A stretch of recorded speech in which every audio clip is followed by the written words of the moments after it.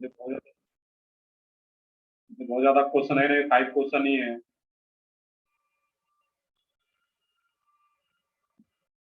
Period table exercise 3 part 1। Part 1 में नहीं है कोई डाउट? पार्ट 2। सर पार्ट 2 में पहला। पार्ट 2 में क्वेश्चन नंबर 7, 8, 14 और 15 और कोई डाउट्स में?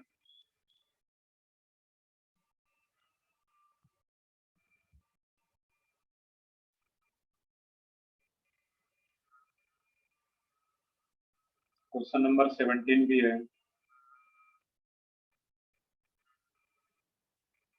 और पार्ट 2 में इस क्वेश्चन के अलावा और भी कोई डाउट हो?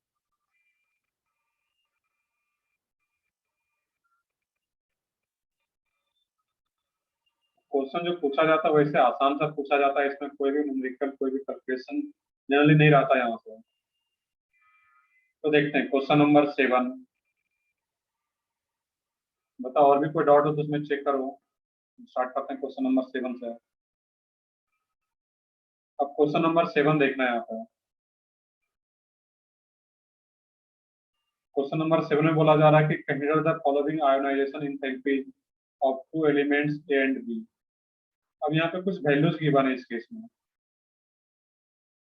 और ऑप्शन से यहाँ पे देखना था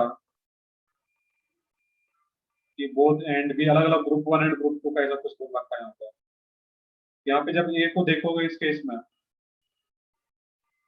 तो क्या आ रहा है इसमें 899, फिर आ रहा है 1757, और उसके बाद आ रहा है तुम्हारा थर्ड में 14847। यहाँ पे डेटा देख करके देख सकते हो कि फर्स्ट सेकेंड इजिली बाहर जा रहा है, उसमें बहुत ज्यादा एनर्जी नहीं लग रहा है। बट जब थर्ड इलेक्ट्रॉन बाहर जा रहा है यहाँ पे है, उसमें बहुत ज्यादा एनर्जी का एक्सचेंज हो रहा है, सडन जंप हो रहा है एनर्जी का। इससे क्या गेस कर सकते हो कि जो ए एलिमेंट है ये किस ग्रुप का होगा, ग्रुप 1 या ग्रुप 2 का? ग्रुप ग्रुप 2 का। ग्रुप 2 का एलिमेंट बोलने का मतलब क्या है? बेरिलियम, मैग्नीशियम, कैल्शियम जो भी आ रहा है उस टाइप का। तो मैग्नीशियम जब ग्रुप 2 का होता है, ग्रुप 2 का है ही है, इसमें से 2 इलेक्ट्रॉन इजिली बाहर चला जाएगा। फर्स्ट इलेक्ट्रॉन बाहर जाएगा Mg+, सेकंड इलेक्ट्रॉन बाहर जाएगा Mg+2। और जैसे Mg+2 बन गया 2 इलेक्ट्रॉन बाहर जाने के बाद, यहाँ से अब इलेक्ट्रॉन इजिली बाहर नहीं जाएगा, क्योंकि अब ये किसका कन्फिग्रेशन ऑप्शन कर चुका है? नियॉन का। ये क्या आ जाएगा यहाँ पे 1s2 फुलफिल्ड हो जा रहा है, 1s2 2p6, 2s2 2p6। जैसे ये फुलफिल्ड आ गया तो यहाँ से इलेक्ट्रॉन बिल्कुल भी बाहर नहीं जाना चाहता, फिर भी अगर बाहर करना है तो बहुत ज्यादा एनर्जी देना होगा। तो जहाँ कहीं भी एनर्जी का सडन जंप हो रहा हो, तो 2 इलेक्ट्रॉन के बाद एनर्जी का सडन जंप आ रहा है, दैट मीन 2 इलेक्ट्रॉन तो जल्दी बाहर जा रहा होगा, बट थर्ड नहीं बाहर रहा। तो ऐसा किस केस में पॉसिबल है? ग्रुप 2 के केस में। और बी में भी ऐसा ही कोई डेटा दे रखा है वहां पर। बी वाला जो केस है इसमें 737 1450 बहुत ज्यादा चेंजेस नहीं है इसमें। और जैसे थर्ड इलेक्ट्रॉन बाहर जा रहा है यहाँ पे, उसमें एनर्जी का सडन जंप हो रहा है वहाँ पे। और एनर्जी का सडन जंप हो रहा है, ये जो बी आ रहा है इसमें, ये भी तुम्हारा क्या होगा? ग्रुप 2 का एलिमेंट होगा। अब रीड कर लेते हैं उसमें कि both A and B belongs to group 1। Group 1 का कोई भी नहीं है। ग्रुप 1 का अगर होता तो यही वैल्यू बहुत ज्यादा गिवन होता है इसमें, सेकंड वाला भी। Both A and B belongs to group 2 पर ए कम्स बिलो बी। अब एक ये पॉइंट भी आ रहा है यहाँ पे। अब इसमें जो आयोनाइज एनर्जी का वैल्यू है एंड बी दोनों ग्रुप 2 का यहाँ पे डेटा के अकॉर्डिंग। अब यहाँ पे लोग जानते हैं कि किसी भी ग्रुप में जाते हैं अगर यहाँ पे beryllium, magnesium, calcium, strontium, barium, तो टॉप टू बॉटम जाते हैं तो साइज क्या होता है इसमें? इंक्रीज करता है। और साइज के साथ इसका रिलेशन आयोनाइजेशन एनर्जी का इनवर्सली प्रोपोर्शनल। दैट मीन्स जो आयोनाइजेशन एनर्जी होगा वो क्या होगा? अपवर्ड इंक्रीज करेगा। और अपवर्ड इंक्रीज कर रहा है यहाँ पे, दैट मीन्स ए जो आ रहा है उसका एनर्जी ज्यादा है, दैट मीन्स वो क्या होगा इसमें? ऊपर होगा। और जो बी वाला वो क्या होगा इसमें? नीचे रहेगा यहाँ पे, बिलो। तो सेकंड ऑप्शन में बोला जा रहा है where A comes below B, A नीचे रहेगा नहीं, ए का आयनाइजेशन एनर्जी क्या है, ज्यादा है, तो टॉप टू बॉटम में क्या होगा, वो ए ऊपर रहेगा, बी बिलो रहेगा यहाँ पर। Third option both and B belong to group two where B comes below A, third आ जाता आंसर इसका। यह क्या सोचना था यहाँ पे, तो पहले तो ये गेस करना था कि ये सेकंड, ये ग्रुप सेकंड का एलिमेंट आ रहा है ए एंड बी। अब जिसमें एनर्जी जिसका ज्यादा है वो ऊपर होगा यहाँ पे है, और जिसका कम आ रहा है वो नीचे रहेगा। बी का एनर्जी कम है, बी नीचे रहेगा यहाँ पे टॉप टू बॉटम में देखो। तो आंसर क्या आता है इसका, थर्ड। क्वेश्चन काफी आसान सा है। Question number 8, the electronic configuration with the highest ionisation enthalpy. इसमें क्या दिक्कत तुम्हें, कर सकते थे सर क्वेश्चन को। हाँ बताओ। सर ये पिछला फिर से बता सकते हो आप, क्योंकि वो आयोनाइजेशन एंथैल्पी तो इंक्रीज होगी ना सर डाउनवर्ड जाते हुए तो। क्यों डाउनवर्ड जाएगा, क्यों इंक्रीज होगा इसमें, क्लास नोट्स देखते हैं इसमें तो टॉप टू बॉटम जाते हैं तो क्या होता है इसमें साइज इंक्रीज करता है, और साइज के साथ आयोनाइजेशन का रिलेशन देखो। यस सर, यस सर, गलती से मिस्टेक। वो क्या होता था वहां पे आयोनाइजेशन एनर्जी मतलब प्रोपोर्शनल साइज, उसके अकॉर्डिंग देखना था यहाँ पर। क्वेश्चन नंबर 8 में बोला जा रहा है electronic configuration with the highest ionisation enthalpy. तो 8 हो गया है। इसमें वही सोचना था कि जो भी स्टेबल कन्फिगरेशन आ रहा है चाहे हाफ फील्ड चाहे फुल फील्ड, उसका क्या रहेगा वहां पे ज्यादा रहेगा। इसमें जो देखोगे 8 में थर्ड ऑप्शन CH2 3p3, तो 3p3 वो क्या आ रहा है वहां पे, फुल फील्ड की तरह आ रहा है वहां पे, दैट मीन्स वैसे फोर्थ में भी आ रहा है यहाँ पे 4s2 4p3, बट वो नीचे आ रहा है उसी ग्रुप में जस्ट नीचे रहेगा, दैट मीन्स थर्ड का ज्यादा रहेगा वहां पे। 3 और 4 में अगर कंपेयर करते क्वेश्चन नंबर 8 में, तो थर्ड टॉप टू बॉटम आप देखोगे ग्रुप में, तो ग्रुप में ऊपर है फास्फोरस, थर्ड जो ऑप्शन है वहां पे, दैट मीन्स उसका ज्यादा रहेगा। Question number 14 15।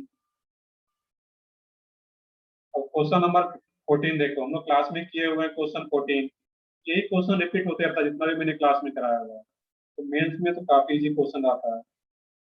Chlorine, chlorine, bromine, iodine, इसमें इलेक्ट्रॉन गेन इंथैल्पी का ऑर्डर क्या लिखाया हुआ मैं क्लास में, एक एक्सेप्शन था यहाँ पे, सबसे ज्यादा किसका था, chlorine, then fluorine, then bromine, then iodine. Normally क्या होना चाहिए था, electron gain enthalpy bottom to top increase करना चाहिए था यहाँ पे इस तरीके से, बट क्लोरीन का ज्यादा होता है, क्लोरीन का कम होता है। क्यों कम हो जाता है क्लोरीन का, कुछ याद हो रीजन।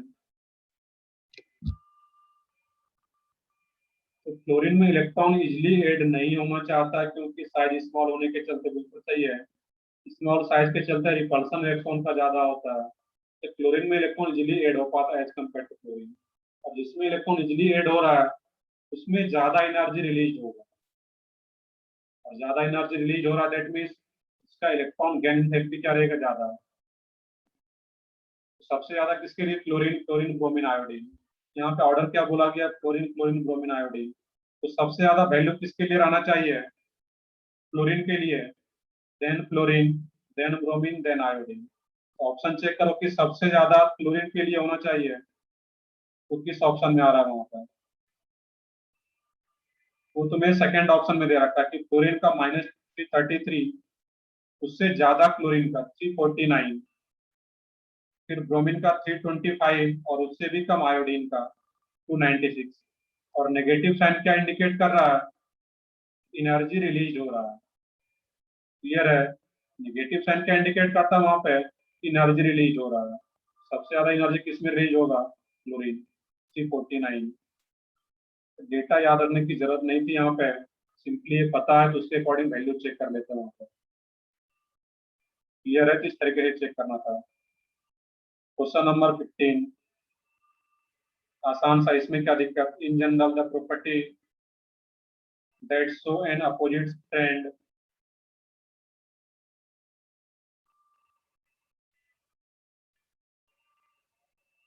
देखते हैं हम लोग वहां पे,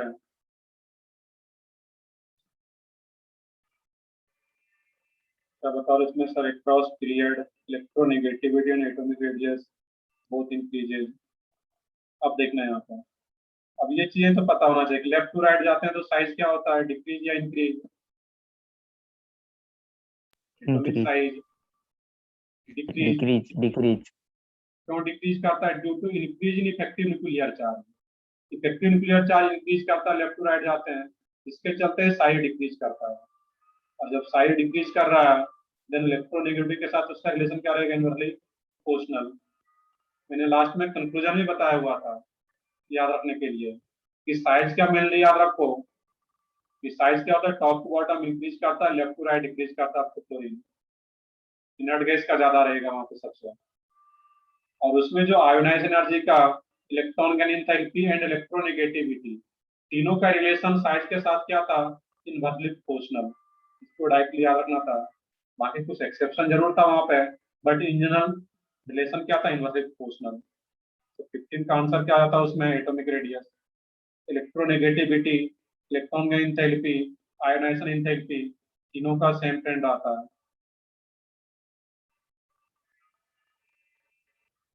क्वेश्चन नंबर 17 हो गया है, तो ठीक है, और हो भी जाना चाहिए ऐसे क्वेश्चन। अब तो जस्ट मैंने अभी बताया हुआ था एक 7 क्वेश्चन उसी टाइप का हो। तो क्लियरली देख लो कि यहाँ पे जेई मेंस में किस टाइप के क्वेश्चन पूछे जा रहे हैं। 21, 20 लेटेस्ट क्वेश्चन सब है। इसके क्वेश्चन बिल्कुल भी टाइम नहीं लगता, इवन 5 सेकंड भी टाइम, 5 सेकंड तो लग जाएगा, 5 to 10 सेकंड, 10 सेकंड में क्वेश्चन सॉल्व कर सकते हो। बट नहीं आ रहा, कितना भी कुछ कर लो, 5 मिनट 10 मिनट टाइम दे दो, कोई कैलकुलेशन तो होता नहीं इसमें, तो फिर नहीं हो पाएगा। तो ठीक है, आगे बढ़ते हैं लोग फिर इसमें। डीपीपी कर लिए होगे सब लोग, पिछले वीक का ही था डीपीपी का होमवर्क, वो डीपीपी डिस्कस कर लेते हैं नेक्स्ट। देन बिन पे आते हैं हम लोग। पीरियड टेबल का ही डीपीपी, उसमें बहुत ज्यादा डाउट आएगा नहीं, सिंपल सिंपल क्वेश्चन है।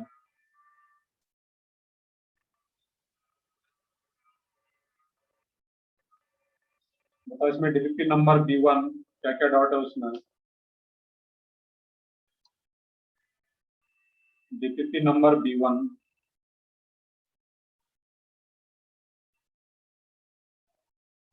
बताओ सब लोग बताओ उसमें।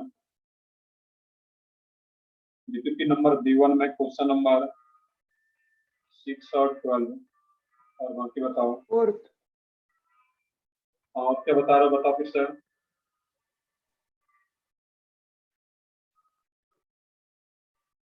क्वेश्चन नंबर 8 भी है।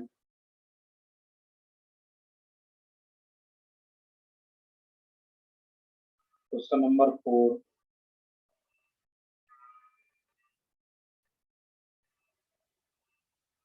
और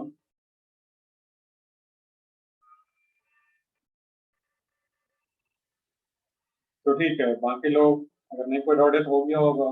और ऐसा नहीं कि बहुत इजी क्वेश्चन है इसमें, यहाँ पे मेंस लेवल का ही है। क्वेश्चन नंबर 4 से स्टार्ट करते हैं। क्वेश्चन नंबर 4 में बोला जा रहा है कि which of the following group of transition metal is called coinage metal. ये तो याद रखने वाला पार्ट है। तो देखोगे कॉपर, सिल्वर, गोल्ड, ग्रुप 11 का कॉपर, सिल्वर, गोल्ड, इसको क्या बोला जाता है? क्वाइनेज मेटल, जिससे कि क्वाइन बना सकते हैं। तो कॉपर, सिल्वर, गोल्ड को ही क्या बोला जाता है? Coinage metal. ये याद रखना डायरेक्ट।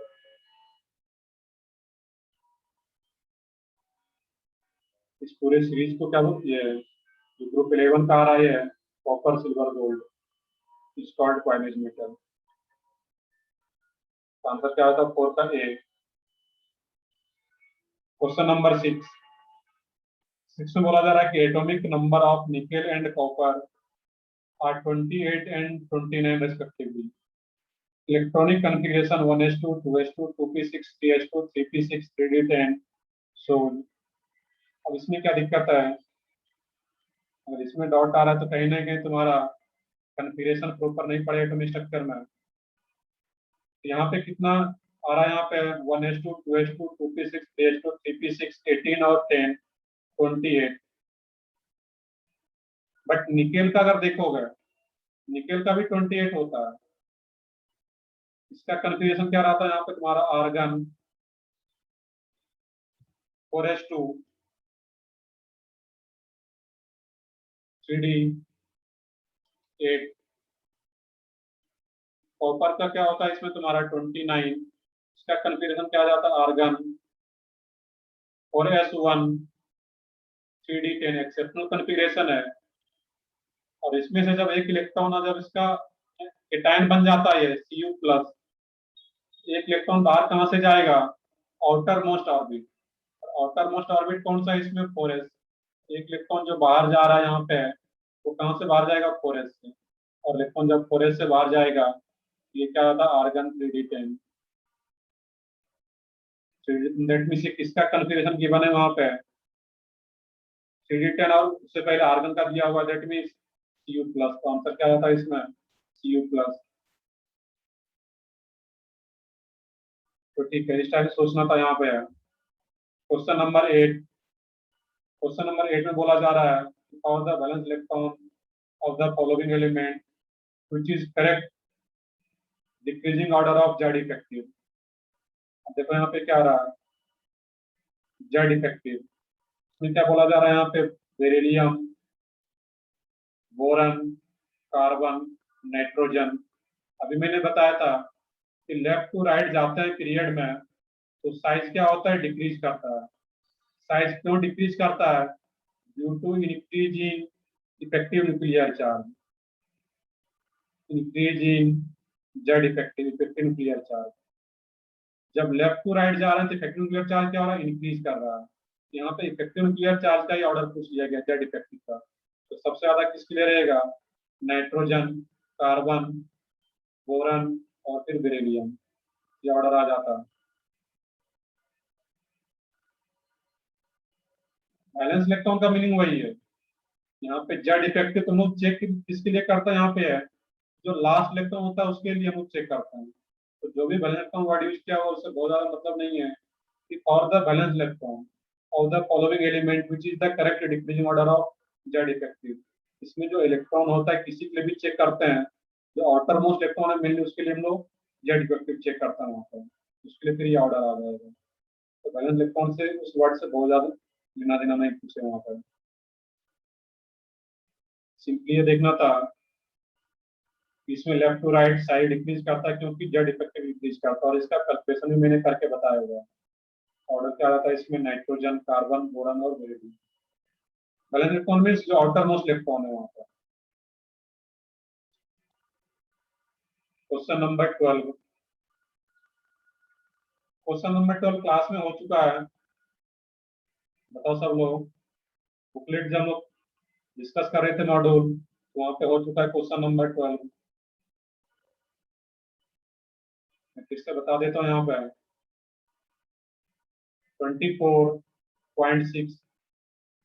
और यहाँ पे ये I1 के लिए दिया गया और पूछा गया किसके लिए, डायरेक्टली He से He2 प्लस के लिए। ये क्वेश्चन तो यहाँ पे बताने का कोई मतलब नहीं है। अब इसमें से एक इलेक्ट्रॉन जब आ जाता है तो ये हाइड्रोजन लाइक एटम हो गया He प्लस, और He प्लस आ गया, हाइड्रोजन लाइक एटम आ गया। देखो इसके लिए क्या फार्मूला था, 13.6 into Z square N square. Z का वैल्यू हीलियम है 4 पुट करते हैं, और एन का वैल्यू 1। ये क्वेश्चन दोबारा पूछ रहे, दैट मीन्स कहीं ना कहीं प्रॉपर सॉल्व नहीं किया बुकलेट अच्छे से के क्वेश्चन। ये 1 आ जाता है इनका वैल्यू, इसको और उसमें ऐड कर देते तो आ जाता आंसर 24 में। चलो ठीक है, आगे बढ़ते हैं लोग इसमें।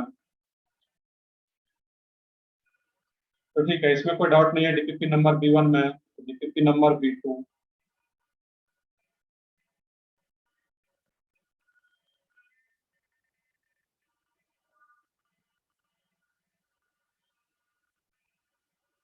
DPP number B2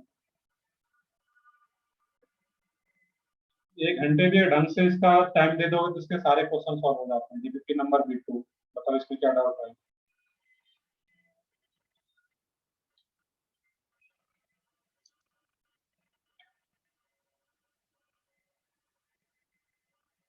question number 1 and 6,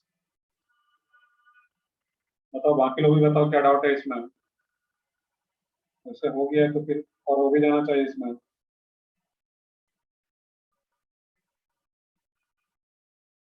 question number 1 में बोला जा रहा है कि in each of the following reaction size of product ion is less than the initial atom या आयन। तो इसमें सोच सकते हो यहाँ पे साइज क्या हो, जो फाइनल प्रोडक्ट आ रहा है उसका साइज क्या हो, लेस हो। तो फर्स्ट का ये ऑप्शन देखोगे, इसमें ये क्वेश्चन हो जाना चाहिए। इस एनी से क्या बन रहा है, एनी माइनस। तो किसी एटम पे जब नेगेटिव चार्ज आता है तो उसका साइज और इंक्रीज ही करता है। हम लोग एनायनिक रेडियस देख चुके थे। आर माइनस का साइज आर से ज्यादा होता है, दैट मीन्स एनायन का साइज न्यूट्रल एटम से ज्यादा ही रहेगा। क्लियर है? इस तरीके से सोचना था यहाँ पर। बी ऑप्शन की बात करें वहां पे, बी में क्या रहा है, केटायन, और केटायन के लिए उल्टा था, आर का ही साइज ज्यादा था, आर प्लस से। क्लास नोट देखते हैं यहाँ पे। इसमें क्या होगा, Na से Na प्लस जा रहा है, जिसका साइज स्मॉल होगा। बी में जो फाइनल प्रोडक्ट Na प्लस आ रहा है उसका साइज लेस होगा। सिमिलरली O2 माइनस से O माइनस जा रहा है, O2 माइनस से O माइनस जा रहा है, चार्ज कम हो रहा है, और जितना ज्यादा चार्ज रहेगा उसका साइज उतना ही ज्यादा है। साइज इसमें O2 माइनस का ही ज्यादा रहेगा, यहाँ O माइनस का कम हो रहा है, तो प्रोडक्ट का कम हो रहा है। तो आंसर आ जाता बी। सी बी चेक कर लेते हैं। तो डी में क्या हो रहा है, पॉजिटिव चार्ज कम हो रहा है वहां पे। और जब पॉजिटिव चार्ज कम हो रहा है, Mg2 प्लस और Mg प्लस, तो जितना ज्यादा पॉजिटिव चार्ज है उसका साइज उतना ही ज्यादा कम रहता है। Mg2 प्लस से Mg प्लस का ही साइज ज्यादा रहेगा इसमें। पॉइंट मैंने लिखा रखा है कि जो एटॉमिक रेडियस रहता है वहां पे और एनायनिक रेडियस में जो रिलेशन है, तो एनायनिक के रेस्पेक्ट में भी हम लोग देख रहे थे, डाइलेक्ट्रिक फोर्स में जितना ज्यादा चार्ज उतना ज्यादा उसका साइज, और जितना ज्यादा पॉजिटिव चार्ज उतना उसका कम साइज। इस टाइप से सोचना था इसको। तो आंसर सिर्फ बी एंड सी रहेगा। डी में क्या होगा, Mg2 प्लस Mg जा रहा है तो साइज इंक्रीज ही करता है इसका। क्वेश्चन नंबर 6, क्लास में क्या क्या क्वेश्चन है। क्वेश्चन नंबर 6 में देखोगे, the 5 successive ionization energy for an atom 800 2425360। Sudden change कहाँ पे हो रहा है, सडन जंप कहाँ पे हो रहा है एनर्जी का, 3 इलेक्ट्रॉन बाहर जाने के बाद। जब फोर्थ इलेक्ट्रॉन बाहर करना होगा उसमें बहुत ज्यादा एनर्जी लग रहा है। इसका मीनिंग क्या है कि 3 इलेक्ट्रॉन इजिली बाहर जा रहा होगा उसमें, और 3 इलेक्ट्रॉन इजिली बाहर जा रहा है उस केस में वहां पे, दैट मीन्स उसका जो बैलेंस इलेक्ट्रॉन होगा वो क्या रहेगा उसमें, तुम्हारा 3। और बैलेंस इलेक्ट्रॉन अगर 3 आ रहा है उस केस में वहां पे, इसका बैलेंस इलेक्ट्रॉन पूछा जाए या फिर कौन सा एलिमेंट है, मैंने दोनों क्वेश्चन बता रखा है दोनों टाइप से। इस टाइप से सोचना था। What is the number of balance electron in an atom x, वो क्या रहेगा तुम्हारा, थर्ड आ जाता है उसका balance electron. That means aluminium की तरह सोच लेते हैं इसको। क्लियर है? क्वेश्चन नंबर 6 तो काफी आसान सा था ये तो ठीक है। बाकी क्वेश्चन हो गया सब लोगों से। डीपीपी नंबर B2,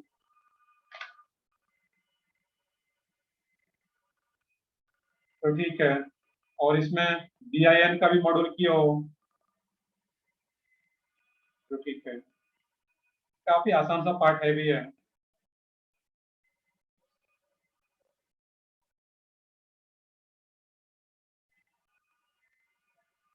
चलो BIN का मैं डॉट लेता हूँ अभी। अब वो चेक करके रखो। इसका कुछ हम लोग प्रैक्टिस करते हैं, कुछ एग्जाम्पल, कुछ नेमिंग का अलग से। उसके बाद मैं इसका भी डॉट लेता हूँ अभी। B3 का 1 देख लेते हैं वैसे अभी। देखते हैं B3 का 1 इलेक्ट्रोवैलेंट बॉन्ड आ रहा है, वो आगे का पार्ट है।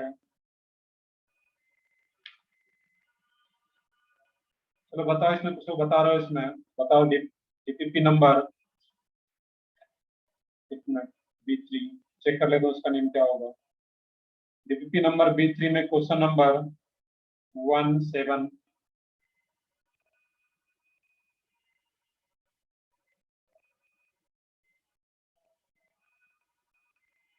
डीपीपी नंबर 3, बताओ इसका भी डॉट बताओ। ये तो क्वेश्चन नंबर 17।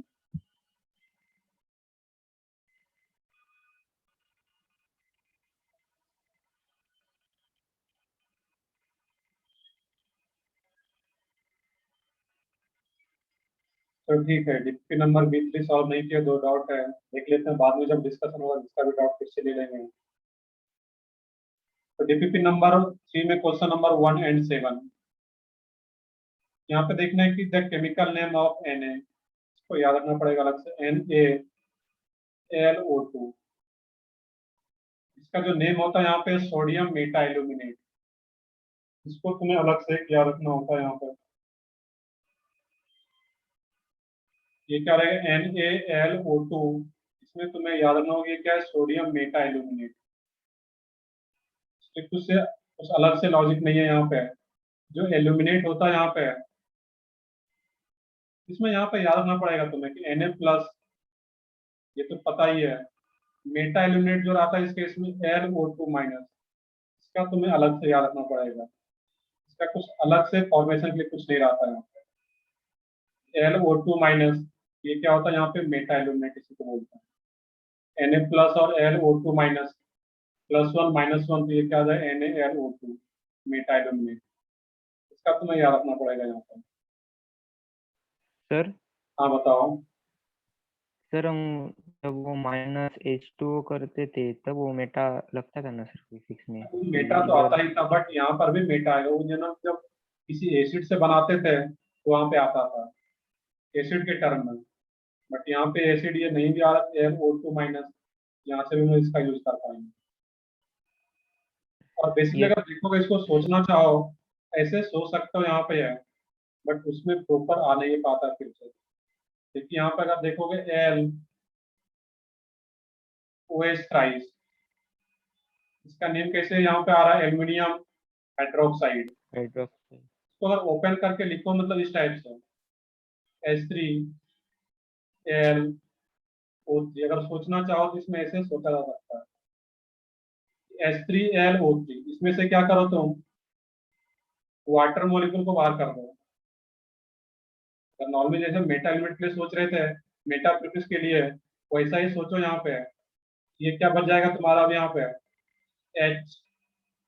HAlO2। AlO2। अब इसका मुझे क्या करना है, ये तो अभी एसिड के टर्म में है, मतलब जो भी आ रहा H है यहाँ पे, इसका ये H को हटा देना है जब भी सॉल्ट बनाना है, और जब एक H को हटा रहे हैं, एक -4 देना होगा यहाँ पे, ऐसे सोचा जा सकता है इसको। Yes sir, thank you. Clear है? तो इसको भी क्या बोलते हैं लोग, मेटा एल्यूमिनेट। H+ जा रहा बाहर तो इसको देखिए सल्फेट बोलते थे, उसका H+ को H को बाहर करते थे, H2SO4 का देन सल्फेट, इसका भी एक H है, H को एलिमिनेट कर देंगे तो एक नेगेटिव चार्ज आएगा, ये क्या हो जाएगा, LO2-, ये मेटा एल्यूमिनेट। इस तरीके से इसको भी सोच सकते हैं। क्लियर है? बाकी इसको डायरेक्टली याद रखो, हर टाइम इससे रिलेट नहीं किया जा सकता है, इसको बाकी रिलेट करके भी याद रखना है तो रिलेट करके भी याद रखते हैं। H2 बाहर कर रहा है यहाँ से भी, देन ये LO2-1 पा रहा है, मेटा एल्यूमिनेट, और -1 चार्ज है। -1 ही चार्ज क्यों आ रहा है, क्योंकि एक ही H बाहर जा रहा है, जितना H यहाँ से बाहर जाता है उतना उस पर चार्ज आता है उसके इसमें। ये क्या रहेगा, sodium Meta aluminate. Question number 7 को देखना है, क्वेश्चन नंबर 7 का नेमिंग कैसे करते हैं। अब ध्यान से देखोगे इसमें कि CO रिलेट करना सीखना है, यहाँ पे कैसे रिलेट करते हैं, CO BO2 ट्वाइस। वैसे एग्जांपल में अभी क्लास में ही बताया था, कुछ हम लोग प्रैक्टिस करेंगे अभी और क्लियर हो जाता है। यहाँ पे देखना है कि BO2 आ रहा है, ये BO2 बन के CO2+ BO2-, तो ये फिर बन रहा होगा कंपाउंड। अब इन्हें जो BO2- आ रहा है, ये आ कैसे रहा होगा, मैंने बताया था कि अभी एक नेगेटिव चार्ज है, इसका मतलब क्या होगा, एक H बाहर गया होगा, एक H अपने मन से ऐड कर दो, HBO2, इसका नेम क्या है, मैंने कल बताया हुआ था पिछले लेक्चर में, H3BO3 बोरिक एसिड, इसमें से वाटर को बाहर कर दोगे बोरिक एसिड में से, तो मेटा मेटाबोलिक वाले में, तो बोरिक एसिड में से H2O को बाहर करती है, क्या बच जाता है, HBO2, और इसी का नेम क्या आ रहा था, मेटाबोरिक एसिड। ये पहला ही एग्जांपल था मेटाप्रिफिक्स वाले में, HBO2 का नेम क्या आ गया, मेटाबोरिक एसिड। मेटाबोरिक एसिड। और ये जो मेटाबोरिक एसिड आ गया तुम्हारा, मैंने सबसे लास्ट में बताया था लेक्चर के लास्ट में पिछले क्लास में, कि किसी भी एक एसिड में से H को बाहर करने के बाद जो एनाइन बनाते हैं उसमें क्या लगाते हैं हम लोग, एट। ATE।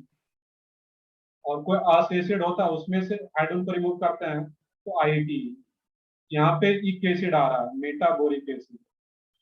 अब इसी में से एक H को बाहर कर देंगे, ये क्या बन जाता तुम्हारा BO2 माइनस।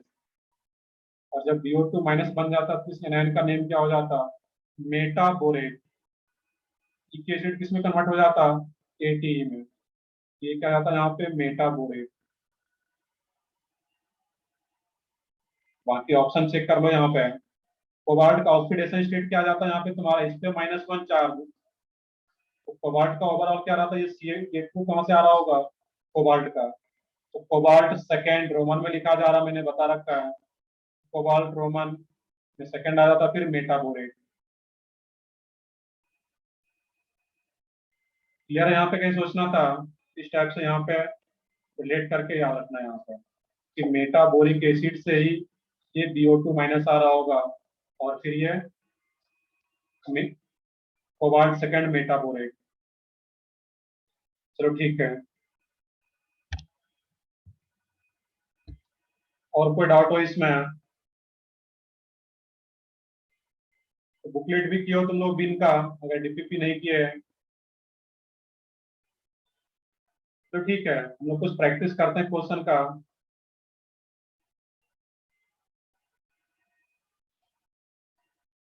तो देखते हैं, मैं कुछ क्वेश्चन का प्रैक्टिस करा देता हूँ यहाँ पे, फिर उसके बाद बिन का अगर कोई डाउट होगा, बिन का भी डाउट लेते हैं अभी हम लोग।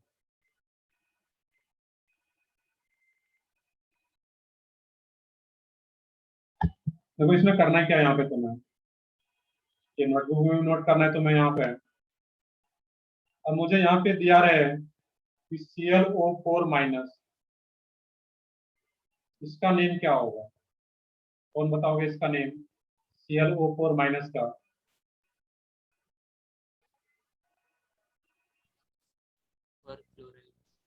परक्लोरेट।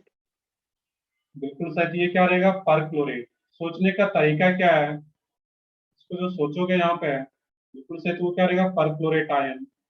सोचना कैसे स्टार्ट करना, तो मैंने बताया हुआ था कि HClO4,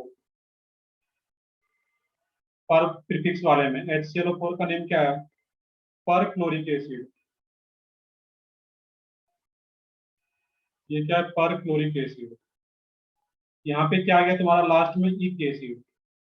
तो परक्लोरिक एसिड का ये H, एक ही H है, और इस H को रिमूव किया गया होगा H प्लस के फॉर्म में, और H प्लस के फॉर्म में रिमूव किया गया होगा तो फिर इस टाइप से आ रहा है यहाँ पे। इसका जो स्ट्रक्चर होता है, जो आगे का पार्ट है, बॉन्डिंग में ये सब चीजें पढ़ना है हमें। Cl double bond O, double bond O, OH। यहाँ पे जो ऑक्सीजन होता है, और ये जो हाइड्रोजन आ रहा है वो ऑक्सीजन से कनेक्टेड आ रहा है यहाँ पे। दैट मीन्स ये जब भी बाहर जाता है, ये कैसे बाहर जाएगा, H प्लस। क्यों, क्योंकि ऑक्सीजन का जो इलेक्ट्रोनेगेटिविटी का वैल्यू है 3.5, और हाइड्रोजन का 2.1। तो जिसका भी इलेक्ट्रोनेगेटिविटी का वैल्यू ज्यादा है, इलेक्ट्रॉन जो शेयर्ड इलेक्ट्रॉन पे है, उसका अट्रैक्शन उसकी तरफ ज्यादा रहेगा, किस पे, पार्शियल नेगेटिव, और हाइड्रोजन पे पार्शियल पॉजिटिव। और जब फाइनली वाटर में डिजोल्व करते हैं इस एसिड को, ये जो डिसोसिएट होता है ये H प्लस के फॉर्म में, ये H प्लस के फॉर्म में बाहर आता है, और यहाँ पे नेगेटिव चार्ज।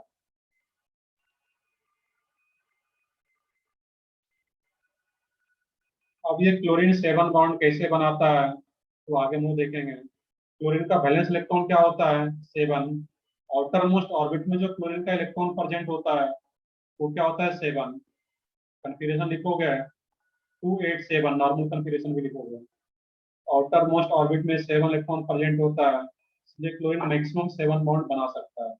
तो हम लोग बॉन्ड, मैंने इसलिए स्टार्ट में ही बताया ये बॉन्डिंग का पार्ट है। अभी बस मैं यहाँ पे ये समझाना चाह रहा हूँ कि यहाँ पे जो H होता है कनेक्टेड ऑक्सीजन से, ये जब भी H प्लस के फॉर्म में बाहर जाता है देन यहाँ पे नेगेटिव चार्ज आता है।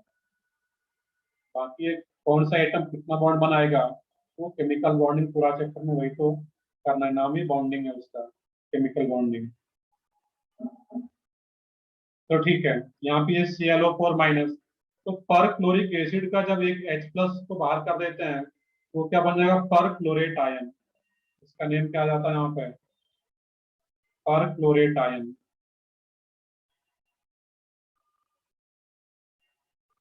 अब इसी तरीके से एक नेम और भी मैं यहाँ पे लेता हूँ, NaOI। इस कंपाउंड का नेम कौन बताओगे, उसे रिलेट करके अगर सोच पाओ। NaOI,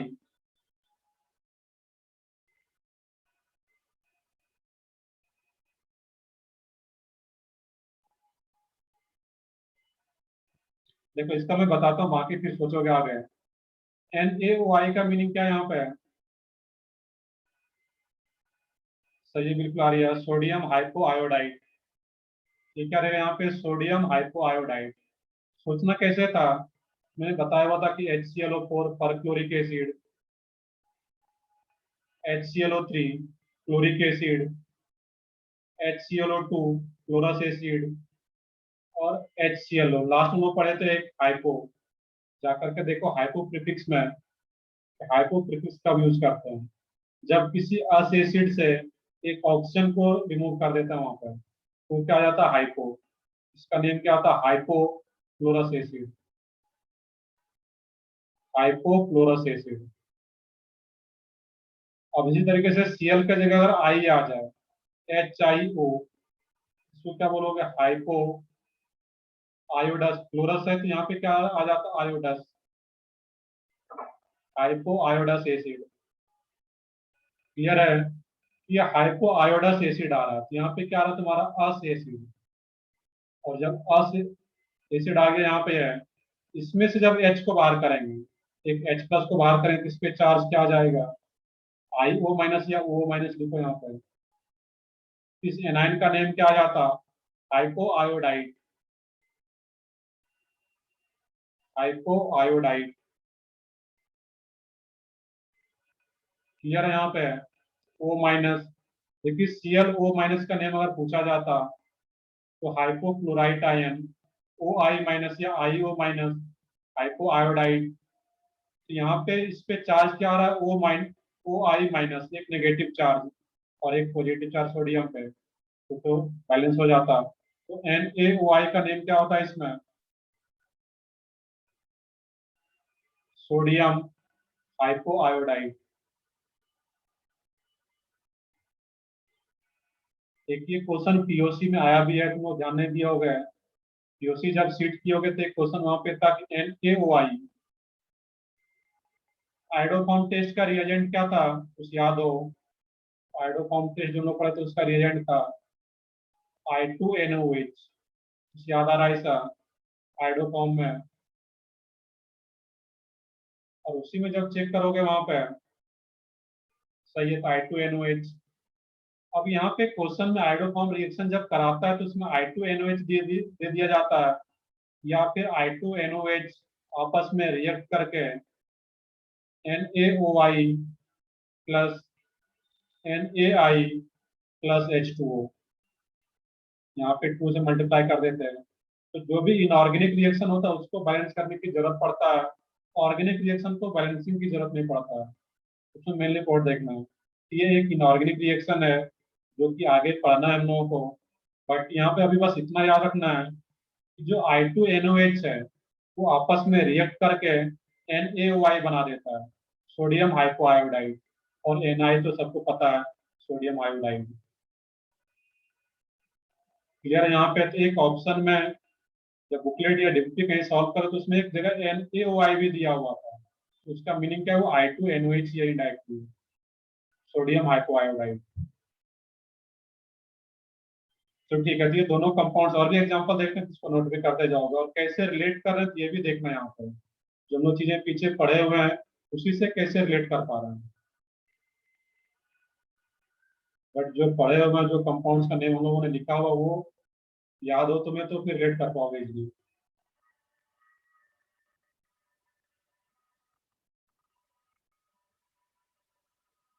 नेक्स्ट तो इसमें यहाँ पे तुम्हारा, अब कोई भी क्वेश्चन अगर मैं बुकलेट्स का ही कुछ क्वेश्चन में एक दो एग्जाम्पल यहाँ पे है।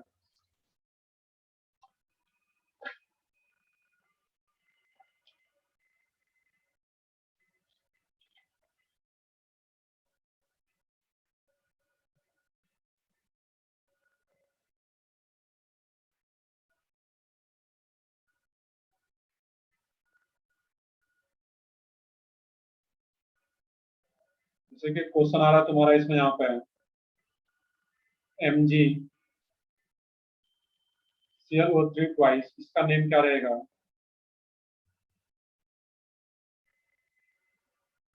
Mg ClO3 whole twice.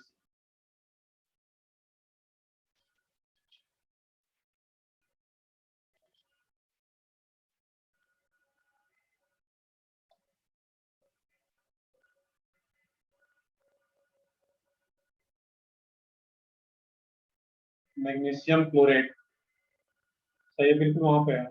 ये क्या होता है यहाँ पे? ये देखने की ClO3, तो ClO3 कहाँ से मिल रहा होगा? तो क्लोरिक एसिड हम लोगों ने पढ़ा रखा है, HClO3 क्लोरिक एसिड। इसी का जब H प्लस बाहर जाएगा तो ClO3 माइनस, इस पे माइनस और Mg पे प्लस टू चार्ज। इसी से क्या बन जाता है यहाँ पे है MgClO3 twice magnesium chlorate, chloric acid से आ रहा है, दैट मींस ATE लास्ट में क्लोरेट। इस टाइप से सोचना होता है इसे क्वेश्चन को यहाँ पे। नेक्स्ट है इसमें दो एग्जांपल और देखते हैं हम लोग।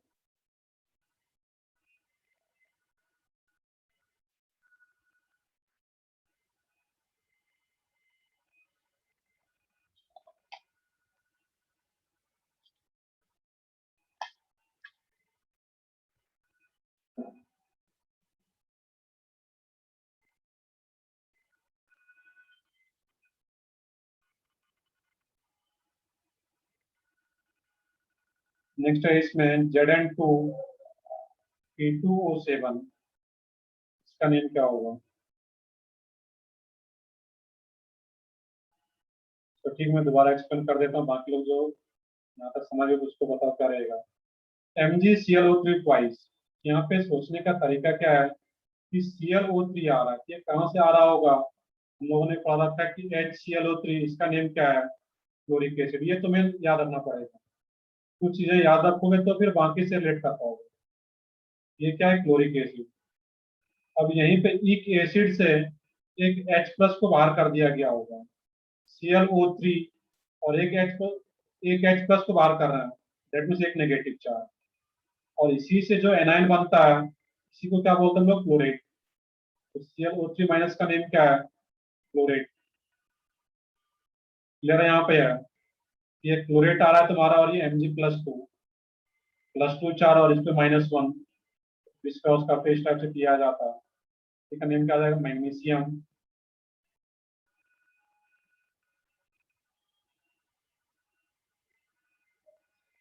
Magnesium chlorate.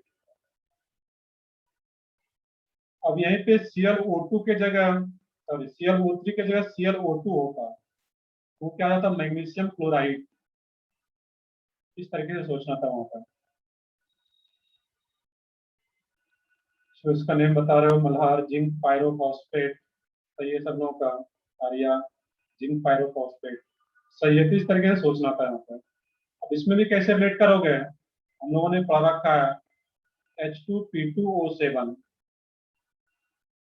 इसका नेम क्या था? Pyrophosphoric acid. क्लियर है? ये पायरोफॉस्फोरिक एसिड में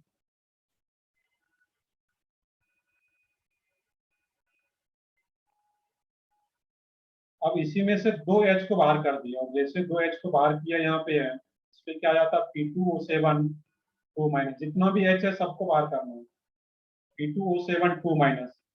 इसका नेम क्या आ जाता? Pyro phosphate ion. तो पायरो फॉस्फेट आयन, इस पे 2 माइनस, और जिंक पे भी क्या होता है यहाँ पे है Zn2P2O7। तो जो Zn का ये इसमें 2 आ रहा है, यहाँ पे इधर से आ रहा होगा, सॉरी। सर। हाँ, एक मिनट, ये क्या था? H4 हो जाता। Yes sir. वैसे भी लोग पढ़े थे H3PO4, उसको डबल करके वाटर मॉलिक्यूल बाहर कर, ये H4 हो जाता, देन पायरोफॉस्फोरिक एसिड। इसलिए तो यहाँ पे एडजस्ट भी नहीं हो रहा था वो, क्योंकि Zn का ये ऑक्सीडेशन स्टेट क्या रहता है? +2। +2। और Zn का जब +2 होगा तब इसका यहाँ पे 4 रहेगा, तभी तो ये एडजस्ट हो पाएगा ये फार्मूला। ये क्या रहेगा यहाँ पे तुम्हारा? Zn+2 P2O7, चारों हाइड्रोजन को बाहर करना था यहाँ पे, ये 4 माइनस, P2O7 4 माइनस, तो पायरोफॉस्फेट। अब इसका +2 चार्ज और इसका -4, -4 +2 कैंसिल आउट, क्या होता 2, ये क्या बन जाता तुम्हारा Zn P2O7, क्योंकि Zn का ये ऑक्सीडेशन स्टेट +2 होता है, जब ये 4 रहेगा तभी एडजस्ट भी होता था। इसका नेम क्या था, जिंक पायरोफॉस्फेट।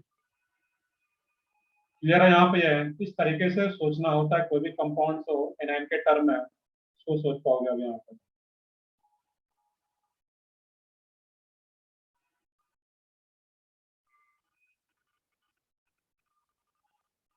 नहीं, अब यहाँ पे मैंने बताया था, वही मैं बता रहा था यहाँ पे, Zn का क्या होता है, देखिए P2O7, तो P2O7 देखिए H4 P2O7 H4 P2O7 करोगे इस केस में यहाँ पे, इसमें से चारों हाइड्रोजन, जितना भी हाइड्रोजन प्रेजेंट है एसिड में, सबको बाहर करना होता है। तो ये P2O7 4 माइनस, इस पे 4 माइनस आ रहा है यहाँ पे, पायरोफॉस्फेट इसका नेम आ जाता। अब इसको किसके साथ रिलेट करते हैं, Zn, तो Zn पे क्या चाह रहा था, +2, ये +2 और इस पे 4 माइनस, इस पे 4 माइनस और ये 2, मैंने बताया हुआ था कॉमन फैक्टर को रिमूव करने के लिए, यहाँ पे 2 प्लस और 4 माइनस, इस टाइप से सोचना था। पहले जो मैं बता रहा था वो तो एडजस्ट ही नहीं हो पा रहा था, एडजस्ट नहीं हो पा रहा, दैट मींस वो कहीं ना कहीं गलत हो रहा था वहाँ पे।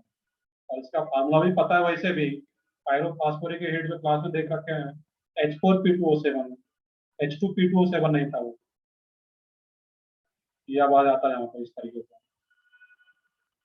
तो कोई भी अगर आ रहा है इस टाइप से सोच सकते हैं वहाँ पे।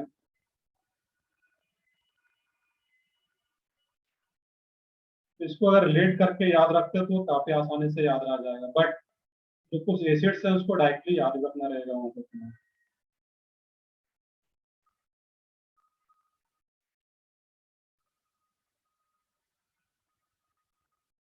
Na2H2O3, इस कंपाउंड का नेम क्या आएगा, इसको भी रिलेट करके बताओ, इसमें थोड़ा टाइम लगेगा, इसमें रिलेट करो उसके बाद बताओ नेम क्या आएगा।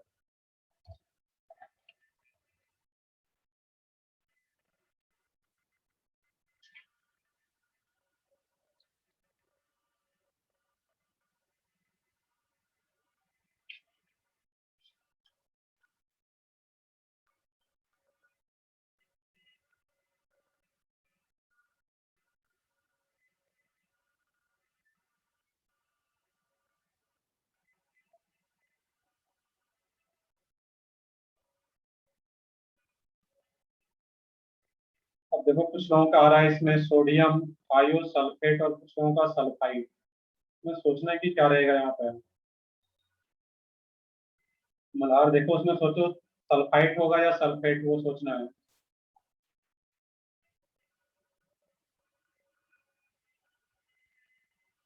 आयुष वैसे नहीं करना था, इसमें यहाँ पे डाइसल्फाइड ट्राइऑक्साइड। Na यहाँ पे आ रहा है, खुद से सोचना है कि Na क्या है, मेटल, और ये क्या तुम्हारा है इसमें, sulphur oxygen non metal, metal non metal आ, दैट मीन्स कहीं ना कहीं ये आयनिक कंपाउंड का कंस्ट्रक्शन हो रहा है, उसके अकॉर्डिंग में सोचना था।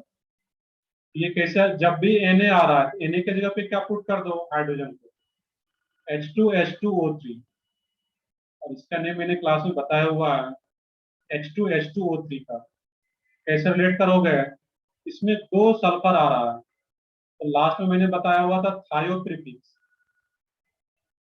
H2SO4, इसका नेम सबको पता है, सल्फ्यूरिक एसिड। अब इसमें से क्या करो, एक ऑक्सीजन को रिमूव करना था और ऐड क्या करना था, एक सल्फर को। जब भी एक ऑक्सीजन को रिप्लेस करके एक सल्फर आता है, देन थायो प्रीफिक्स विल बी यूज्ड। ये क्या आया था तुम्हारा H2S2O3, तो सल्फ्यूरिक एसिड से बन रहा था, इसका नेम क्या था, थायो सल्फ्यूरिक एसिड। लास्ट नोट देखो उसमें लिखा गया है, लास्ट में थायो, थायो प्रीफिक्स में, ठीक है, यहाँ पे थायो प्रीफिक्स ऐड होगा, थायो सल्फ्यूरिक एसिड। और कोई भी एक एसिड हो, उसमें से क्या करना है, अगर सारे हाइड्रोजन को रिमूव कर देंगे, उसमें क्या आ जाता है वहां पे AT, ये ईक एसिड से बाहर कर रहे हैं, देन ATE आएगा वहां पे। ये क्या बन जाता है, H2O3 2 माइनस। एनायन के टर्म में इसका नेम पूछा जाता तो भी बता सकते थे हम लोग। इसका नेम क्या आ जाता यहाँ पे, थायोसल्फेट आयन। और इसी में जो 2 माइनस आ रहा है, और Na पे तो +1 चार्ज, ये 2 माइनस इधर आ जाता और ये +1 चार्ज इधर आ जाता पूरे में। ये क्या बन जाता है यहाँ पे, Na2H2O3। इसका नेम क्या आ जाता है यहाँ पे, सोडियम थायोसल्फेट। Sodium thiosulphate.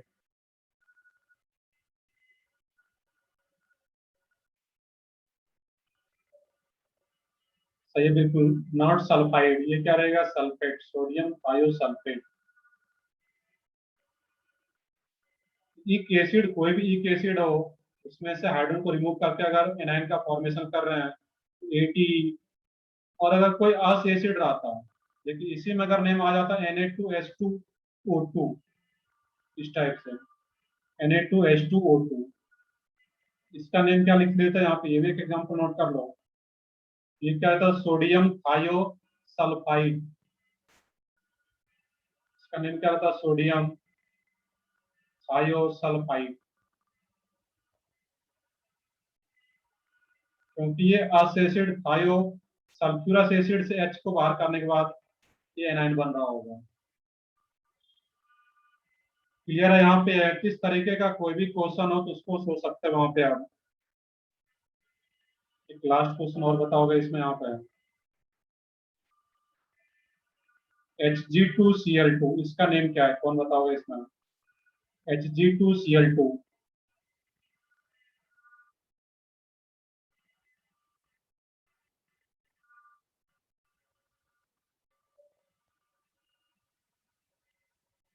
तो मरकरी वाला थोड़ा सा ध्यान रखना रहेगा मरकरी वाले केस में।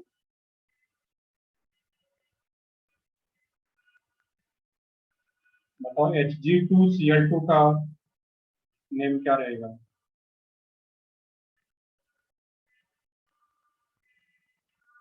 बताओ, सब लोग ट्राई करो, सिंपली अनम्यूट करके भी बता सकते हो।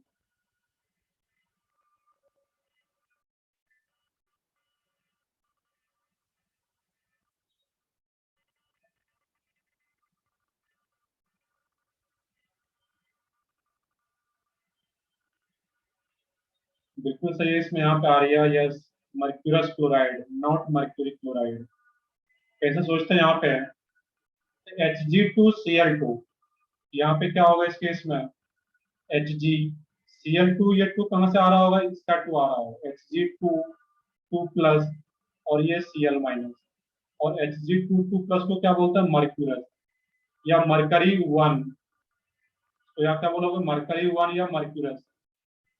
ये क्या रहेगा यहाँ पे, Hg2 प्लस, ये मर्क्यूरस है और ये क्लोराइड, इसी से ये आ रहा होगा यहाँ पे, मर्क्यूरस क्लोराइड। Mercurous chloride.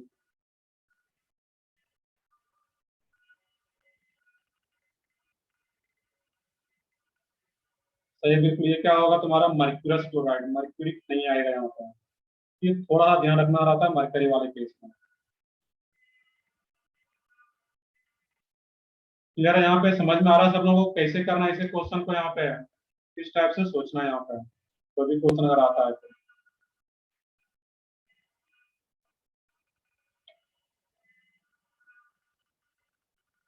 बिल्कुल वो भी होता, बट वो क्या रहेगा वहां पे, क्वेश्चन ये आ रहा है तुम लोगों का इसमें। तो मैं नेक्स्ट पेज पे ले लेता हूँ, ये क्या था, मर्क्यूरस। HgCl2 अगर होता है यहाँ पर, इसका नेम रहता मर्क्यूरी क्लोराइड, Hg2 प्लस और Cl माइनस। ये क्या है तुम्हारा, मर्क्यूरी क्लोराइड या मरकरी सेकेंड क्लोराइड। ये क्या है तुम्हारा, मर्क्यूरस फर्स्ट वाला। तो चार्ज को ध्यान से देखना होता है यहाँ पर।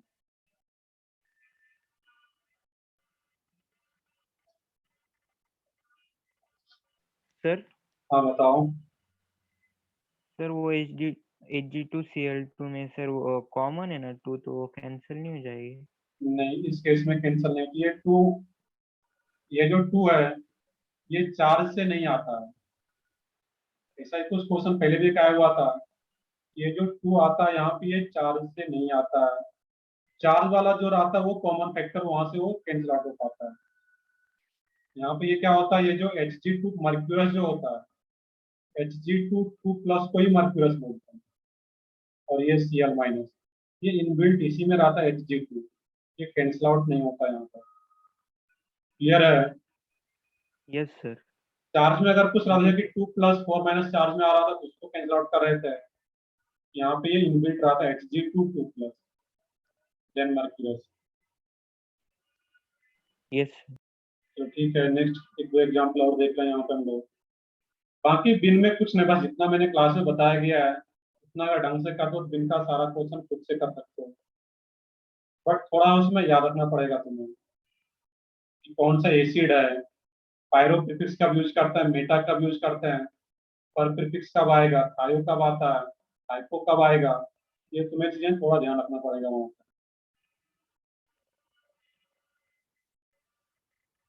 चलो ठीक है, देखते हैं आगे हम लोग यहाँ पे फिर। अब कुछ कंपाउंड्स आ रहा तो मैं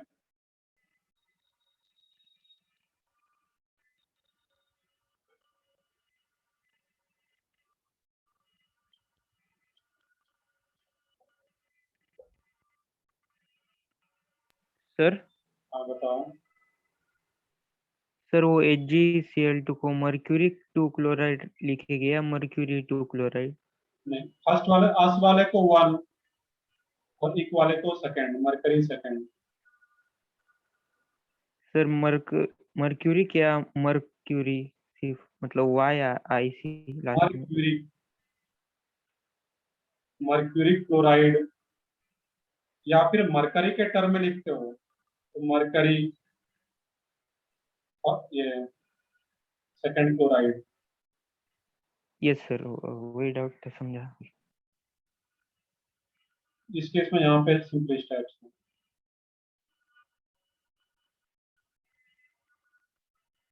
इसमें बताना है कि MgH2O7 इस पे चार्ज किया जाता, इसका नेम क्या रहेगा, MgH2O7। ब्रैकेट लिखने की जरूरत भी नहीं था।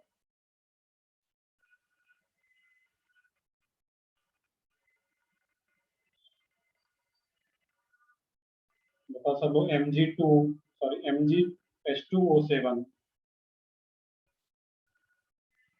तो देख रहे हैं, बस एक दो एग्जाम्पल और देखते हैं, बाकी इस चैप्टर को फिनिश करता हूँ यहाँ पे।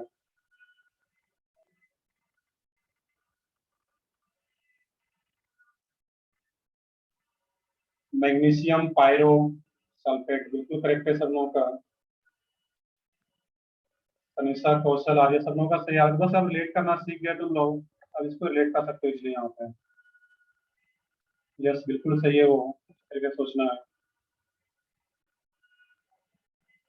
तो जैसे यहाँ पे MgH2O7 आ गया तो सोचना क्या था कि Mg पे +2 चार्ज, दैट मीन्स यहाँ पे दो हाइड्रोजन रहा होगा, H2H2O7।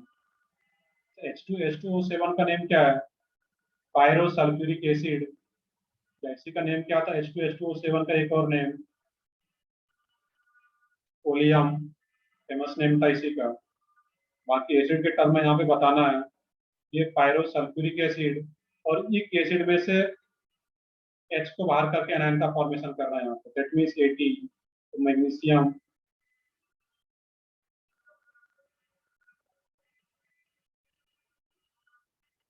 Magnesium pyro sulphate. Last question और कर लोगे इसमें।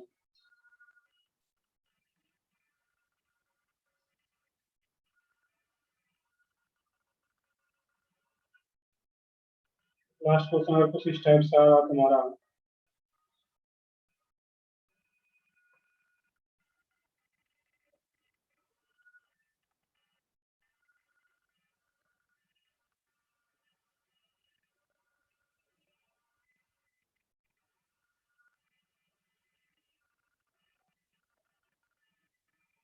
XCO6 4 माइनस, इस एनायन का नेम क्या होगा। XCO6 4 माइनस, इसका नेम।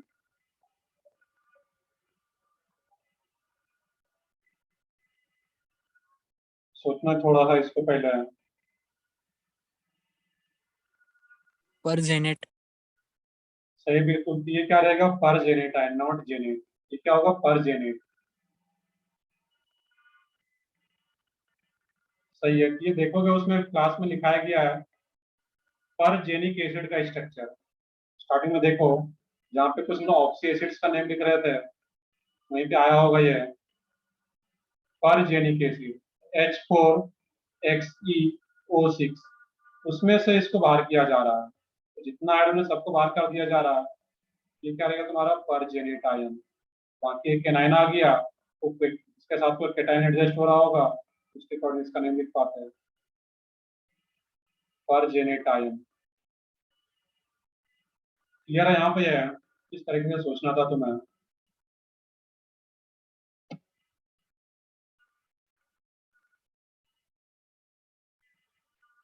तो ठीक है, इसमें से तुम लोग अगर कुछ डॉट हो बिन वाले पार्ट में, एक्सरसाइज 1 कम से कम कर लिए हो गए बिन का, एक्सरसाइज 2 नहीं भी किए तो वो बाद में देख लेंगे।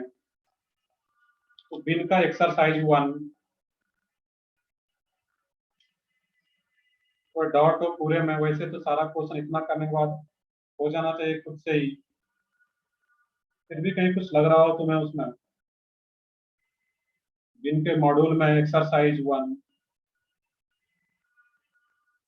पार्ट 1 पार्ट 2 पार्ट 3 जो भी हो उसमें।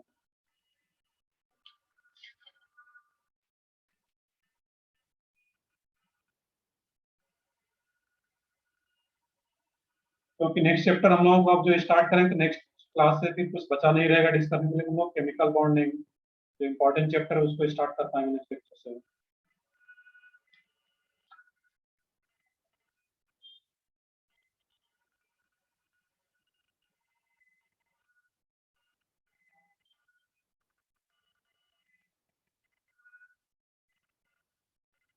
A9 A16 ये कौन से सेक्शन का है? पार्ट 1, सॉरी पार्ट 2 का होगा। पार्ट 2 का A9 A16 चेक कर लेता हूँ उसका। और एक A5 भी है, 5 9 16।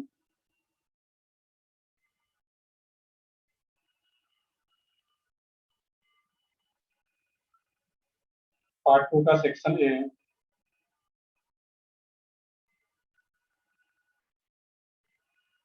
जो लोग नहीं भी सॉल्व किए तो नेक्स्ट लेक्चर में जब हम लोग डिस्कशन करेंगे बाकी के पूछ सकते हो, क्योंकि इसमें तो बहुत ज्यादा टाइम लगता नहीं है।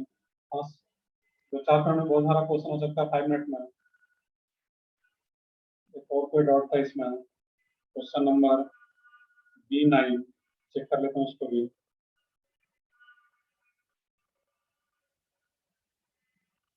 सबसे पहले A5 की बात करें, most stable oxidation state of gold, तो क्या होता है? 0। याद रखना, उसमें कुछ नहीं किया जा सकता है। गोल्ड का क्या रहेगा? Most stable oxidation state 0। तो याद रखना है तुम्हें। क्वेश्चन नंबर 9, A9 में बोला जा रहा है यहाँ पे,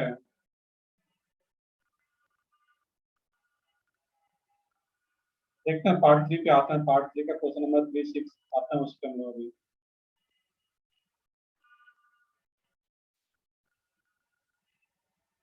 नेक्स्ट है इसमें क्वेश्चन नंबर 9। अब A9 को देखने के बाद most common oxidation state of an element is -2। तो जो पढ़े होगे तुम लोग, -2 जनरली किसका ऑक्सीडेशन स्टेट लेते हो तुम लोग? जब भी ऑक्सीडेशन स्टेट निकालते हो तो -2 किसके लिए लेते हो? ऑक्सीजन के लिए। ऑक्सीजन का -2 रहता है जनरली ऑक्सीडेशन स्टेट। इसका कन्फिग्रेशन लिख लेते हैं यहाँ पे, 1s2 2s2 2p4। Outer most orbit में कितने इलेक्ट्रॉन है? सेकंड ऑर्बिट में 6 इलेक्ट्रॉन प्रेजेंट है। A9 में वही बोला जा रहा है, the most common oxidation state of an element is -2। That means oxygen सोचना था। The number of electrons present in its outer most shell, outer most shell में कितने इलेक्ट्रॉन प्रेजेंट है? सेकंड सेल में 6 इलेक्ट्रॉन, 2 + 4। तो आंसर क्या होगा इसका? 6। That means C. Question number 16। Question number 16 में बोला जा रहा है कि the oxidation number of Fe is S2। FeS2 में FeS2 में अगर सोचोगे, यहाँ पे जो Fe का रहा था इस केस में, बेसिकली इसका स्ट्रक्चर भी इस टाइप का रहता है यहाँ पे। जैसे कि पेरोक्साइड में सोचते थे सल्फर का क्या होता है -1, इसी तरह यहाँ पर भी रहेगा इसका Fe। इस टाइप से अगर नॉर्मल बॉन्ड भी बनाए यहाँ पे है, या फिर स्पेसिफिक सोचते तो वो अलग ही रहेगा वहां पे। FeS और S, ये -1 तो Fe पे क्या चार्ज आता है +2। इस टाइप से इसको सोचना था। वैसे भी बता सकते हो या फिर ऐसे सोच सकते हैं, यहाँ पे वो क्या रहेगा +2।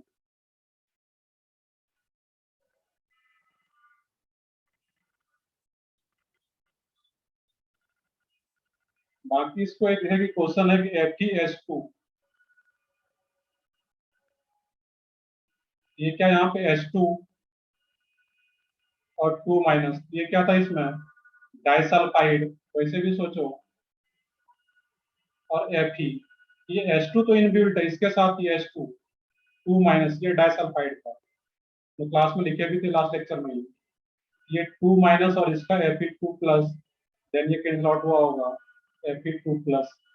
कोवेलेंट फॉर्म में लिख सोचो या इस आयनिक फॉर्म में भी सोच सकते हैं। तो ये 16 में आयरन का क्या आ जाता +2।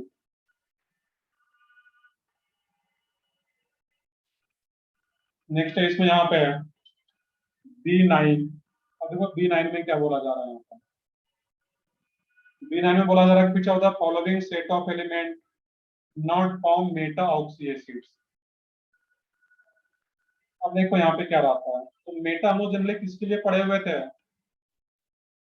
फास्फोरिक एसिड के लिए, मेटा फास्फोरिक एसिड, और बोरिक एसिड के लिए H3BO3। Meta boric acid and meta phosphoric acid, इन दोनों केस में पढ़े थे वाटर जब बाहर जा रहा था यहाँ से। तो फास्फोरस के लिए तो बना सकते हैं मेटा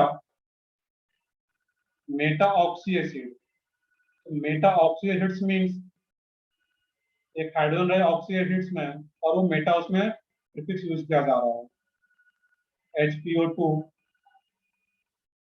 HBO2 इस टाइप से, सॉरी ये 4 आ जाता है H3PO4, then Meta phosphoric acid और ये मेटाबोरिक एसिड।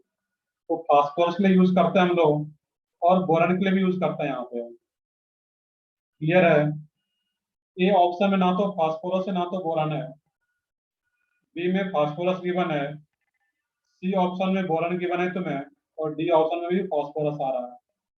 वहां पे क्या होगा तुम्हारा बी सी और डी में मेटा ऑक्सी एसिड्स आ पाएगा, जबकि ए ऑप्शन में कोई भी मेटा यूज नहीं होता है वहां पर। ए में ना तो फास्फोरस है ना तो बोरान है, क्लोरीन सल्फर नाइट्रोजन, उसके लिए मेटा कभी भी ये नहीं आता है। तो मेटा फास्फोरस एंड बोरान के लिए क्लियर है। यहाँ पे कैसे सोचना था इसको, इस तरीके से B9 को सोचना था यहाँ पर। कोई भी एक एलिमेंट मेटा फॉर्म कर रहा है वहां पे, उसमें मेटा प्रीफिक्स यूज कर रहे हैं वहां पर। तो B9 का ये ऑप्शन में किसी के लिए भी मेटा नहीं आता है। क्वेश्चन नंबर 3 आ रहा है, पार्ट थर्ड का 3। Name of how many of given anions ends with suffix at कर सकते थे।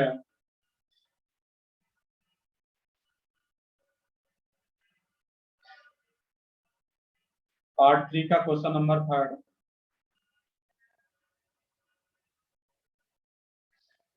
NO3 नेम क्या है उसका नाइट्रेट, नाइट्रेट। AT आ रहा लास्ट में। SCN- थायोसाइनेट, ये अलग से याद भी रख लोगे। QOSCN-, इसको क्या बोलते हैं साइनेट, अलग से नोट भी कर लोगे इसको। OCN- कहीं भी ये भी आया होगा कि क्वेश्चन नंबर 1 में ही क्वेश्चन नंबर 1 में ही OCl माइनस आया हुआ है, उसको क्या रीड करोगे? उसका नेम क्या है? As a anion cyanate. ये सब भी नोटबुक में नोट कर लोगे। मैंने बताया हुआ था कि मैक्सिमम तुम लोग क्लास में कर चुके हैं, फिर भी एक दो अगर कहीं नया आता है तो उसको नोट करते जाना है। OCl माइनस को क्या बोलते हैं? साइनेट। और ऑक्सीजन के ही जगह पे क्या आ गया? सल्फर। तो क्या इसमें यूज कर लेंगे हम लोग यहाँ पे? थायोसाइनेट। तो जहां कहीं भी ऑक्सीजन को रिप्लेस करके सल्फर आ रहा है, देन प्रीफिक्स थायो इज यूज। ये क्या रहा? थायोसाइनेट। यहाँ भी लास्ट में ATE आ रहा है। BrO2 माइनस, इसका नेम कौन बताओगे?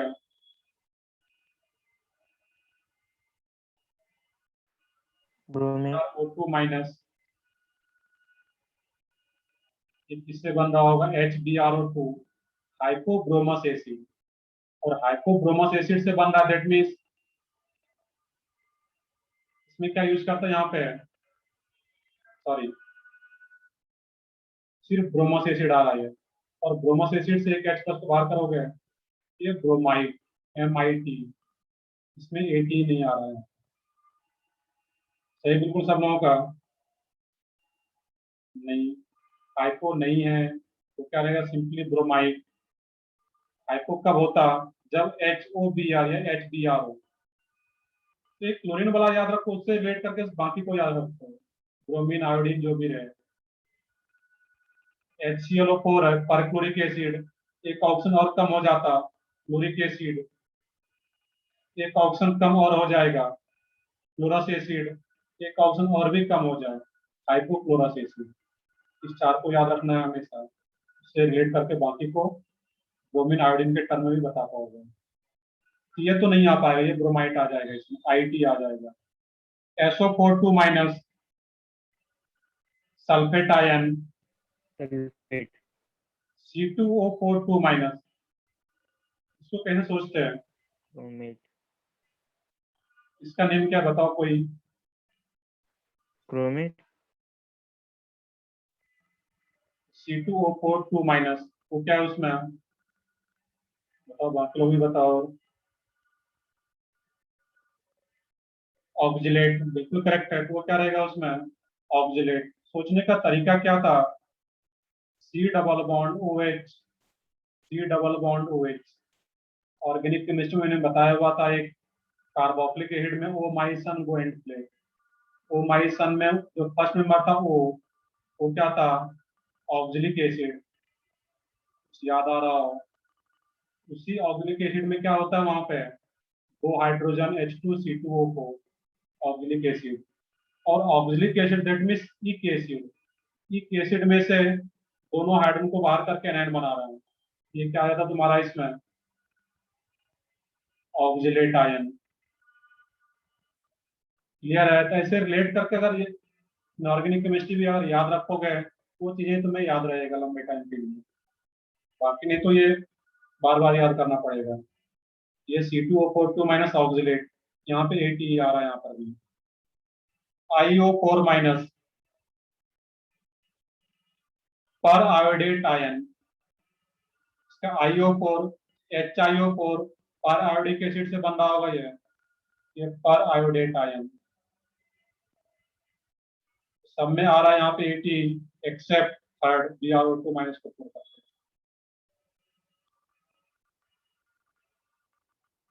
तो ठीक है, ध्यान से अगर सुनते भी जाओ तो ये बहुत चीजें तो ऐसे ही याद हो जाता है।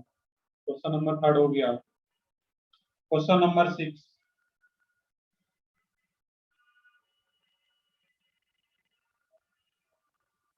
क्वेश्चन नंबर 6 में बोला जा रहा है कि टोटल नंबर ऑफ कंपाउंड्स और ions given below having a suffix in their names are.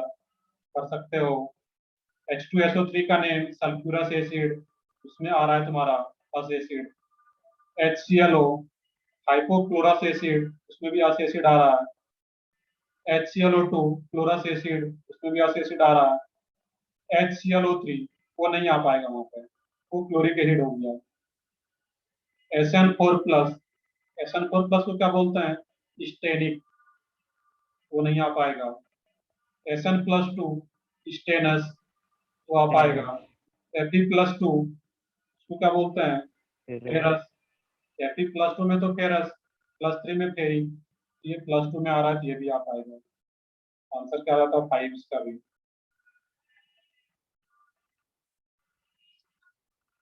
Clear है यहाँ पे है किस तरीके से सोचना है यहाँ पे हम लोगों को। चलो ठीक है, उन्होंने ना भी एक क्वेश्चन किया इस केस में, प्रैक्टिस भी किए थे कुछ क्वेश्चन, बुकलेट का भी सारा क्वेश्चन तुम लोग करो। तो नेक्स्ट लेक्चर से हम लोग केमिकल बॉन्डिंग स्टार्ट करेंगे। नेक्स्ट चैप्टर होगा तो हमारा इनऑर्गेनिक केमिस्ट्री का केमिकल बॉन्डिंग। बुकलेट मिला है तुम लोगों को केमिकल बॉन्डिंग का?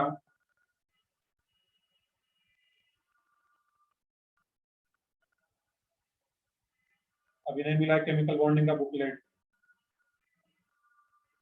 तो ठीक है, अगर नहीं मिला हुआ है अभी, देखता हूँ मैं बात करता हूँ सर से, बट आ जाएगा वो भी।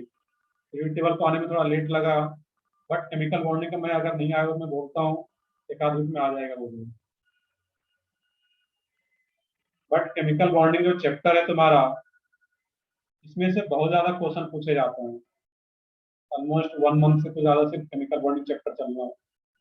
इसमें अलग अलग पार्ट है, केमिकल बॉन्डिंग में 5 पार्ट में डिवाइड करके पता है मतलब पढ़ाना होगा हम लोगों को। हम लोगों का जो बुकलेट मिलेगा उसमें भी केमिकल बॉन्डिंग 1, 2, 3, 4, 5।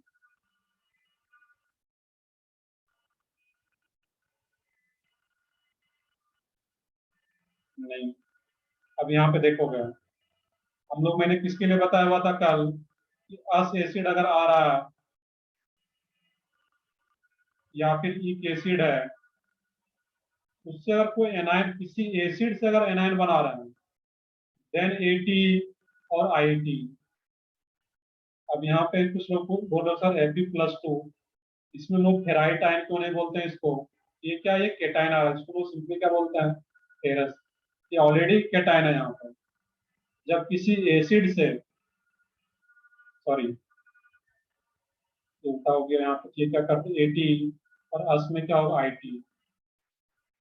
Fe+2 ये तो क्या आ गया तुम्हारा केटायन, ये तो नॉर्मल इसका फेरस ही रहता है, इसमें हम लोग आईटी या एटी कुछ यूज नहीं करते हैं।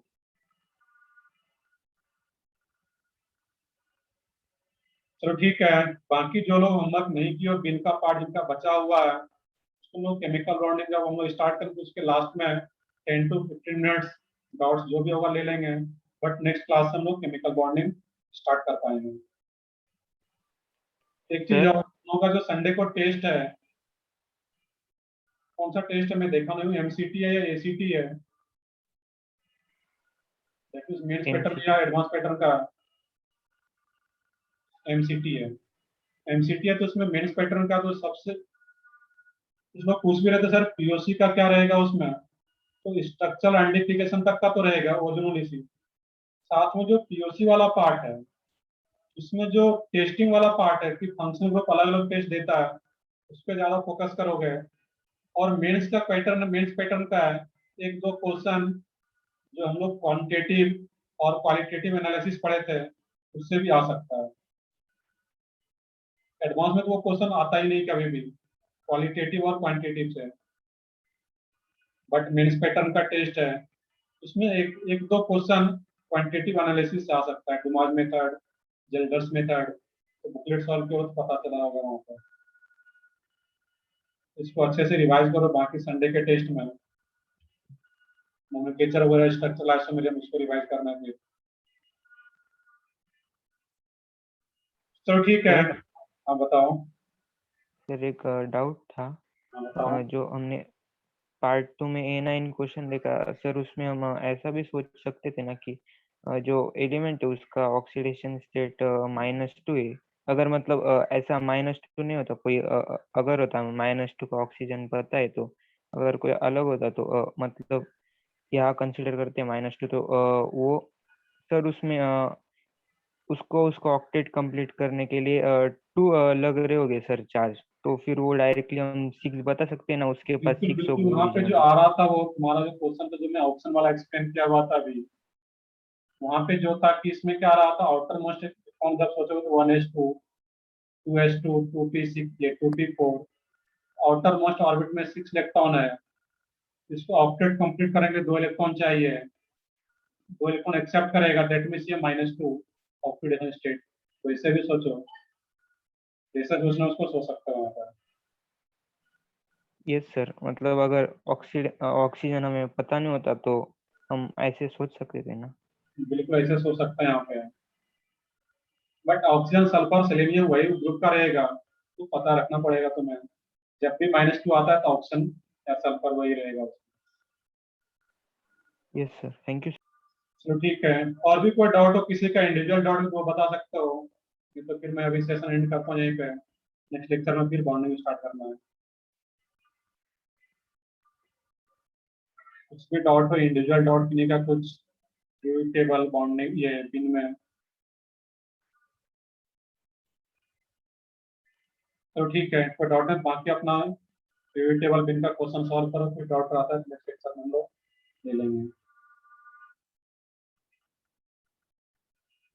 और बाकी मेंस के टेस्ट में कम से कम इस बैच में हो तो कोशिश करो, जिनका स्कोर जिनका अगर अच्छा जा रहा है 250 प्लस जा रहा है उससे भी ज्यादा, बट कोशिश करना कि 200 प्लस मार्क्स तो हुई मेंस के पेपर में, और इतना कर सकते हो मेंस के पेपर में। जिनका अच्छा रहा उनके लिए नहीं बोल रहा हूँ, तो बाकी जिनका कि 200 अभी भी नहीं जा रहा उसके आसपास, कोशिश करना कि पहले 200 प्लस स्कोर हो। क्यों मैं ऐसा बोल रहा हूँ, क्योंकि 200 प्लस स्कोर आता है तुम्हारा, कम से कम एनआईटीज में एक सीट तुम्हारा कंफर्म हो जाता है। फाइनल पेपर जब मेंस का देते हो 200 प्लस स्कोर आ रहा है उसमें, इसलिए कोशिश करना कि मेंस का जब पेपर हो उसमें 200 के आसपास या 200 प्लस स्कोर हो, ही सब में होता है। बाकी जिनका अच्छा है उनके लिए मैं बात नहीं कर रहा हूँ, बाकी तो आउट ऑफ 300 भी मार्क्स आते हैं, ना लाना है फिर बाकी को। चलो ठीक है, मैं सेशन एंड करता हूँ अभी, तो अपना पढ़ाई करो टेस्ट के लिए भी।